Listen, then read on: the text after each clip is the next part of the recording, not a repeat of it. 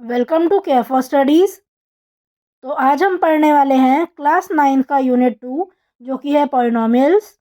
आज हम पढ़ने वाले हैं एक्सरसाइज 2.3 का क्वेश्चन नंबर 2 और क्वेश्चन नंबर 3। तो चलिए शुरू करते हैं और स्टार्ट करते हैं सेकंड वाले क्वेश्चन से। देखो, find the remainder when x cube minus a x square plus 6x minus a is divided by x minus a. तो आपको यहाँ क्या करना है, आपको ये बताना है कि अगर ये दोनों पॉलिनॉमियल को मैं डिवाइड करूँ तो रिमाइंडर क्या आएगा। तो देखो, जब भी रिमाइंडर का क्वेश्चन आता है तो रिमाइंडर थ्योरम दिमाग में आती है ना, कि रिमाइंडर थ्योरम यूज़ कर सकते हैं। तो रिमाइंडर थ्योरम यूज़ करने के लिए क्या करेंगे, ये जो x माइनस ए है जिससे आपको डिवाइड करना है ना, उसको उसका क्या निकालोगे आप, सबसे पहले ज़ीरो निकालोगे और जो भी ज़ीरो आता है उसको आप इस पॉलिनॉमियल में रख देते हो, है ना। तो यही हम यहाँ भी करने वाले हैं। सबसे पहले जो पहला पॉलिनॉमियल है उसे लिख देते हैं, क्या है वो, पी ऑफ एक्स है ना। और सेकंड वाला जो x माइनस ए है वो क्या होगा, वो जी ऑफ एक्स होगा। और ज़ीरो निकालना स्टार्ट करते हैं। उसके लिए x माइनस ए को हमें ज़ीरो को इक्वल पुट करना पड़ेगा, जो कि मैंने यहाँ कर दिया है, देखिए, है ना। और अब क्या करेंगे, हम x की यहाँ वैल्यू निकालेंगे। तो x माइनस ए अगर ज़ीरो के बराबर है तो a जब राइट साइड आएगा, है ना, ये माइनस ए जब राइट साइड आएगा तो प्लस का ए हो जाएगा। तो x की वैल्यू यहाँ से क्या आ जाएगी, प्लस ए, है ना। तो ये हमने इस तरह से x माइनस ए का ज़ीरो निकाल लिया। अब क्या करो, अब ये वैल्यू आपको क्या करनी है, इस वैल्यू को आप इस पॉलिनॉमियल में पुट कर दो, है ना। और जो भी आंसर आएगा वही रिमाइंडर होगा। तो मतलब आपको क्या निकालना है, पी ऑफ ए निकालना है ना, पी ऑफ ए निकालना है और वही क्या होगा, रिमाइंडर होगा। तो यही आप यहाँ लिख लोगे कि रिमाइंडर थ्योरम से जो पी ऑफ ए है वही क्या हो जाएगा, that will be your reminder.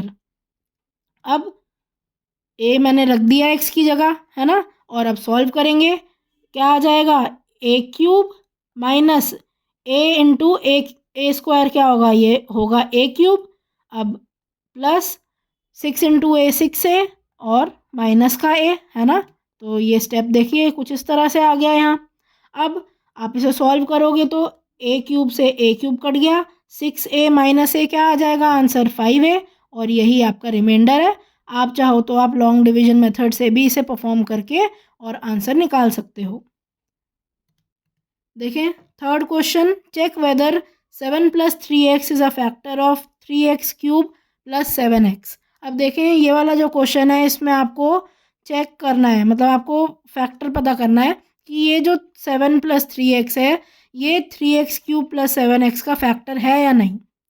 अब देखो, फैक्टर अगर आपको पता करना हो तो आप कैसे करते हो, जनरली अगर मैं आपसे पूछूं कि चलिए 10 है एक नंबर, है ना, और आप बताओ कि 2 10 का फैक्टर है या नहीं, तो आप क्या करोगे, आप 10 को 2 से डिवाइड करोगे, है ना, 10 को 2 से डिवाइड करोगे और अगर आंसर आ गया ज़ीरो, जो कि इस केस में आ रहा है, तो आप क्या कह दोगे, आप कह दोगे 2 इज़ अ फैक्टर ऑफ 10, है ना।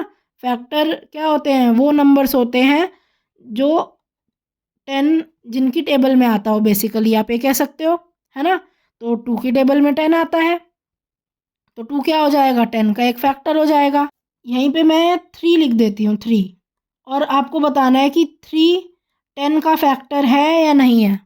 तो आप क्या करोगे, फिर से आप इन दो नंबर्स को क्या करोगे, डिवाइड करोगे, मतलब 10 को 3 से डिवाइड करोगे। तो देखो 3 3 ज़ा 9 और रिमाइंडर क्या बच गया, 1।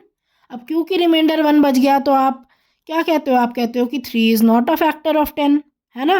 वैसे भी आप जानते हो 3 की टेबल में 10 आता ही नहीं है, तो 3 एक फैक्टर नहीं है। तो देखो, जब भी फैक्टर का क्वेश्चन आए तो आपको यही करना है।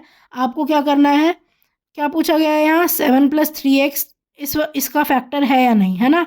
तो आप क्या करो, यहाँ पर आप यहाँ पर 3x क्यूब + 7x को डिवाइड करो, 3x + 7 इसी को रीअरेंज करके लिखा है मैंने, है ना। इससे डिवाइड करो और अगर रिमाइंडर ज़ीरो आता है तब आप कह दो कि हाँ ये इसका फैक्टर है, और अगर रिमाइंडर ज़ीरो नहीं आता तो आप कहो ये इसका फैक्टर नहीं है। एज सिंपल एज दैट, है ना। तो देखो, अब यही हम यहाँ करने वाले हैं। मैं यहाँ ये सब रब कर देती हूँ। देखो, अब तो रिमाइंडर निकालना है तो उसके लिए क्या करना पड़ेगा, सबसे पहले आपको 7 + 3x का ज़ीरो निकालना पड़ेगा, है ना।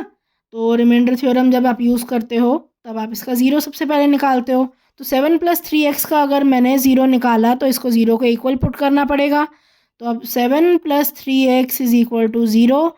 तो 3x क्या आएगा यहाँ से, अगर 3x निकालूँ मैं तो ये 7 राइट हैंड साइड जाएगा तो माइनस का 7 हो जाएगा।